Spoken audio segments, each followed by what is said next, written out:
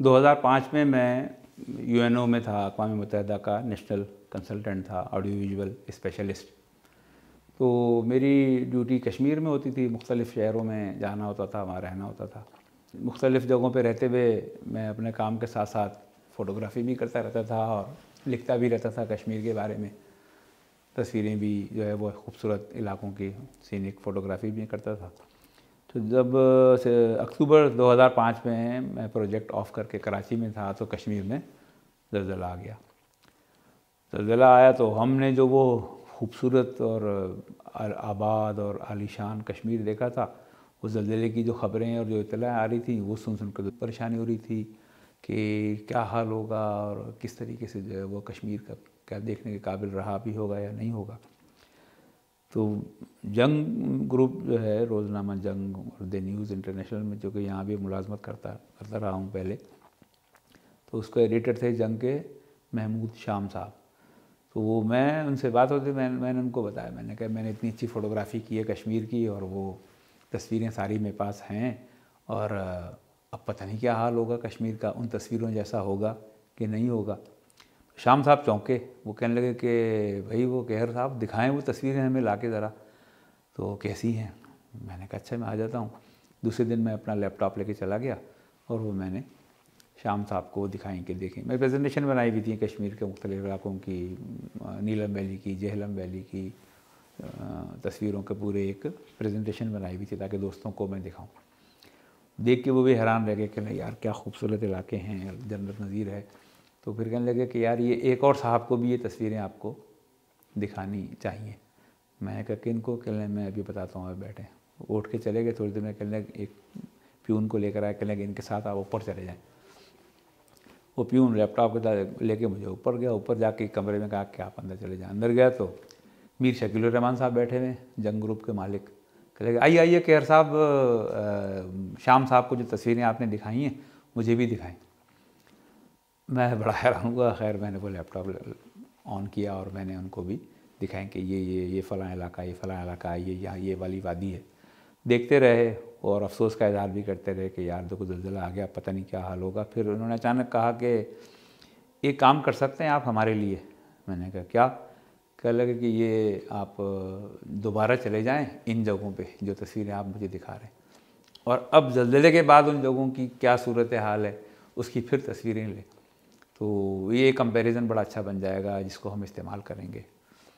میں نے کہا ہاں ہو سکتا ہے۔ کہنے لگے کب جا سکتے ہیں؟ میں نے کہا آپ جب کہیں، میں فارغ ہوں آج کل۔ کہہ رہے نہیں ہم تو چاہتے ہیں کہ آپ آج رات ہی چلے جائیں۔ میں نے کہا آج رات چلے جائیں گے؟ اچھا ابھی اس وقت زلزلہ آئے ہوئے صرف 10 دن ہوئے تھے۔ تو کہہ لیں ٹھیک ہے آپ جائیں، میں آپ کے ٹکٹ وکٹ کا انتظام کرتا ہوں، تو آپ تیار رہیں۔ اچھا میں گھر گیا، تھوڑی دیر میں فون آ گیا ان کے سیکرٹری کا کہ آپ کی صبح 4 بجے فلائٹ ہے اسلام آباد کی، اور وہاں سے حامد میر اپنا کیپٹل ٹاک پروگرام کرنے کے لیے جا رہے ہیں وہاں پہ، تو ان کی ٹیم کے ساتھ آپ بھی چلے جائیں کشمیر۔ میں تو تیار ہو گیا اور صبح سویرے کی فلائٹ سے میں اسلام آباد پہنچا، جیو کے دفتر پہنچا تو واقعی حامد میر اور ان کی ٹیم جا رہی تھی وہاں، آسما چودھری اور سب لوگ۔ میں ان کے ساتھ چلا گیا کشمیر، اور پھر انہوں نے تو اپنے پروگرام میں لگ گئے، اور نعمت اللہ خان ایڈوکیٹ اس وقت میئر کراچی تھے، وہ آئے ہوئے تھے وہاں، تو وہ ان کے ساتھ، اور بھی یاسین ملک کشمیر سے آئے ہوئے تھے مقبوضہ سے، ان کے ساتھ کیپٹل ٹاک انہوں نے کیا۔ اس کے بعد پھر میں ان کی ٹیم سے الگ ہوا اپنے طور پہ، ان علاقوں میں مختلف گھومتا رہا۔ ایک گاڑی، ایک ڈرائیور مجھے دے دیا گیا اور گھومتا رہا، فوٹوگرافی کرتا رہا۔ بہت اچھا وہ کمپیریزن تیار بھی ہوا اور وہ استعمال بھی ہوا۔ وہ جو ڈرائیور ہمارا جو دیا تھا گاڑی انہوں نے، وہ بڑا کھلنڈرا سا تھا نا، تو وہ ایک دن ہم رات کو ایک کیمپ میں رکے ہوئے تھے، تو برابر میں مختلف NGOs کی، غیر ملکی لوگوں کے امداد کے لیے ٹیمیں آئی ہوئی تھیں۔ کوئی ہاسپٹل بنا رہا تھا، کوئی دوائیں دے رہا تھا، کوئی پیسے بانٹ رہا تھا، کوئی گرم کپڑے کمبل بانٹ رہا تھا۔ تو ہمارے برابر میں ایک ان کا UAE والوں کا کیمپ تھا، تو وہ کمبل بڑے اعلیٰ درجے کے وہ بتا رہے تھے آ کے، وہ ڈرائیور نے آ کے، وہ ڈرائیور جو میرا تھا وہ جیو کا ملازم نہیں تھا، وہ ہائر کی ہوئی تھی گاڑی ہم نے، تو اس نے آ کے مجھے بتایا کہ جی بڑے زبردست کمبل جی UAE والے آئے ہیں، دبئی والے جی کمبل بانٹ رہے ہیں۔ میں نے کہا اچھی بات ہے یار، اللہ تعالیٰ ان کو اجر دے۔ تو کہنے لگے ہم نے جو ہے نا کچھ ڈرائیوروں نے پلان بنایا ہے، آج رات کو وہاں سے ہم اپنے لیے کمبل چوری کریں گے۔ میں نے کہا چوری کرو گے؟ کیوں؟ کہہ رہے جی بڑے اچھے کمبل ہیں، وہ کدھر سے ہمیں ہاتھ آئیں گے، یہ تو ہمیں چوری۔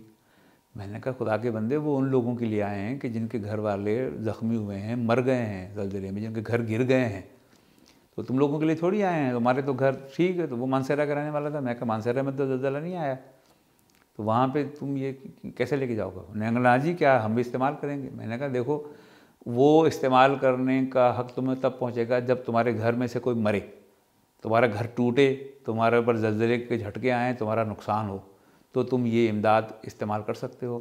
اگر یہ سب کچھ نہیں ہوا ہے تو وہ تمہارے لیے حرام ہے، وہ تمہارے لیے سردی سے بچنے کا کمبل نہیں ہے، تمہارے لیے جہنم کا کمبل ہے۔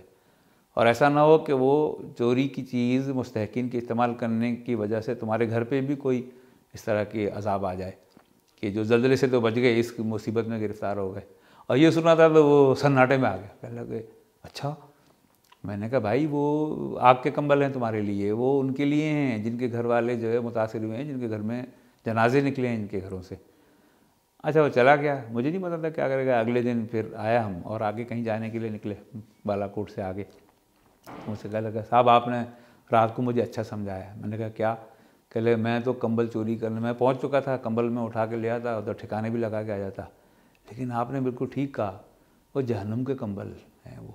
صاحب میں نے تو کمبل نہیں لیا کوئی، اللہ تعالیٰ معاف کرے۔ سر آپ کا شکریہ، آپ نے مجھے صحیح وقت پہ بتا دیا۔ میں بھی اللہ کا بڑا شکر ادا کیا۔ اس ڈرائیور کے ساتھ رہا، بڑا اچھا بچہ تھا وہ، اور میں نے وہ سارا کمپیریزن تیار کیا، واپس آیا پھر میں نے جنگ گروپ کے وہ حوالے کیا۔ اور وہ ہمیں حیرت یہ ہوئی کہ تباہی تو عمارتوں کی آئی، جتنا بھی ہیوی، جتنا بھاری، جتنا عالیشان گھر جس نے بنایا تھا، اتنا ہی زیادہ تباہی اور اتنی زیادہ ہلاکتیں ان گھروں میں ہوئی تھیں۔ اس لیے کہ جو وادیاں ہیں، جو درخت ہیں، جو پانی ہے، جو وہ سب تو اپنی جگہ بہہ رہا تھا۔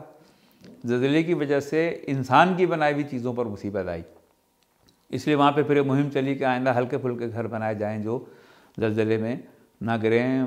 مثال کے طور پہ جیسے ایک میاں بیوی تھے، اچھے بہت مالدار تھے، اور ان کی ایک ہی بیٹی تھی، تو وہ زلزلے میں اس میں ان کا گھر بہت عالیشان، بہت ہیوی، بہت اچھا گھر بنایا ہوا تھا، وہ گھر گر گیا، اور وہ بچی ان کی اس گھر کے اندر دب کے بیچاری جہاں وہاں کوئی میاں بیوی بچ گئے۔